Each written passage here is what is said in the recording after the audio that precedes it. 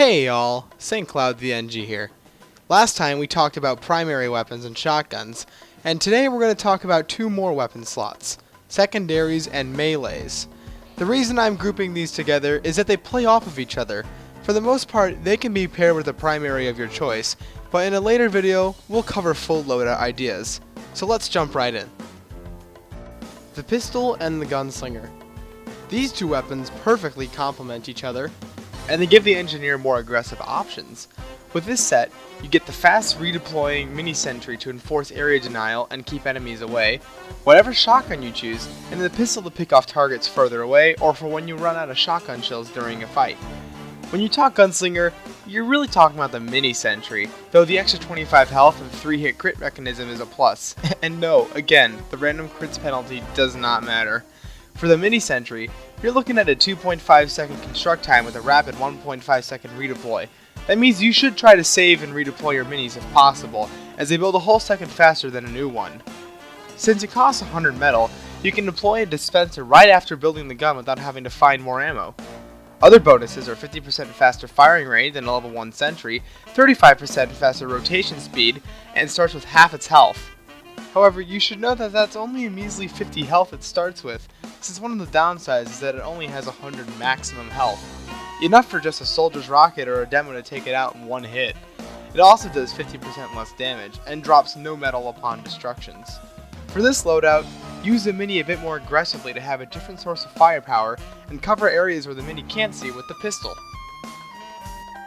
The Wrangler. One of my personal favorite weapons in the game, the Wrangler is very different from the pistol in terms of being a secondary. The Wrangler lets you control your sentry. Everyone knows that. But also, it absorbs 66% of incoming damage, and doubles a sentry's firing rate. What this lets you do is not only pick off targets from afar and deal some pretty hefty damage to them, but also it allows you to negate incoming damage for some extent, because there is a bit of a nerf to it. It does receive 66% less healing and repair while the shield is active, so you're going to have to time your healing just correctly. And it stays inactive for 3 seconds after switching. Now, I will be covering the mechanics of this later, because there are lots of things going on here, including damage falloff, but that will be done in a later video.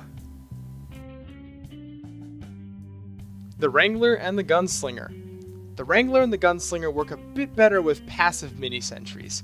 You can place it on your battlements, or any high ground for that matter, and wrangle it to deny combos access to the point, or, with good enough aim, even force an enemy medic to pop. With this method, you should play more supportively, building and upgrading teleporters and dispensers for when you can't effectively assault the point. You should watch for snipers and soldiers though, since they can take down passive minis pretty easily. If your sniper is being harassed by their enemy flank, leave the passive mini with him, and for when you're attacking point, wrangle it to deal remote damage. The Jag and the Wrangler. The Jag is amazing at building sentries quickly. On King of the Hill in particular, I sometimes like to make a level 2 gun in a safe spot, and then move it up with my combo supercharge. That allows me a window to get the gun deployed and ready to assault or defend the point. The 15% faster swing speed and 30% faster construction speed lets you build and upgrade faster, so you don't have to overcommit yourself to a sentry gun. Be careful though, because there is a damage penalty, and spies will be a little bit more difficult to deal with because you have to take 3 shots to kill them rather than the normal 2. Also, you're only going to heal about 80 damage per swing rather than the normal 100, so be sure you pack your gun up for intense firefights. The Jag lets you have a level 2 in 11 seconds, and a level 3 in just under 18. However, you should know that it has the exact same redeploy time as any other level 3 wrench, even when construction boosted, shown here by my bot friend and I. One advantage to running level 3s in a mode like KOTH, however, is that you can play more defensively than with a mini, by taking advantage of a regular sentry's higher health and absorbing damage with your Wrangler shield whilst keeping enemies at bay. It works in other modes too on offense, especially when the enemy has too strong of a defensive hold. You can instead quickly deploy a passive offensive nest to support your team to help them to whittle down the defensive barrier and put pressure on the enemy.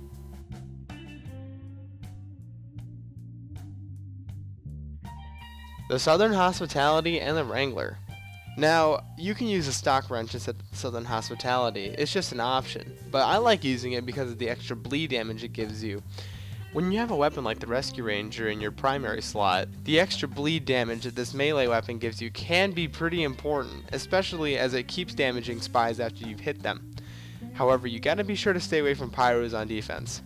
The good thing about this is that pyros are really bad at taking out gun nests from afar, and getting too close to a gun nest could kill them.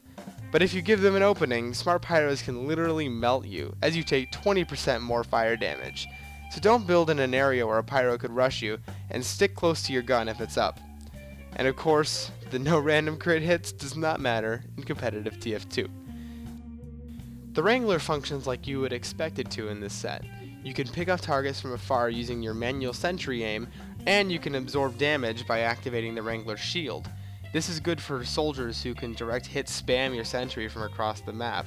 Now you should be warned to keep an eye on the health, because you don't heal at the same rate that they damage anymore, so please do watch it, and if your gun is taking too much, pack it up. Hey guys, thanks so much for watching my video today, and also thank you a ton for leaving all this constructive feedback on the YouTube comment section and the True TF2 subreddit.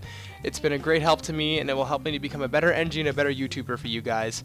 Also, click on the little sniper above me. He's our original name sniper on my team. That's Markers, and he's setting up a YouTube channel for getting into sniping in competitive TF2. And last but not least, you will notice that I did not cover the Eureka effect. That was intentional because this weapon needs its own video as well as the Wrangler, since it's very complex and it can be a little bit difficult for people to use. So I'll be covering that later. Alright, thanks so much guys.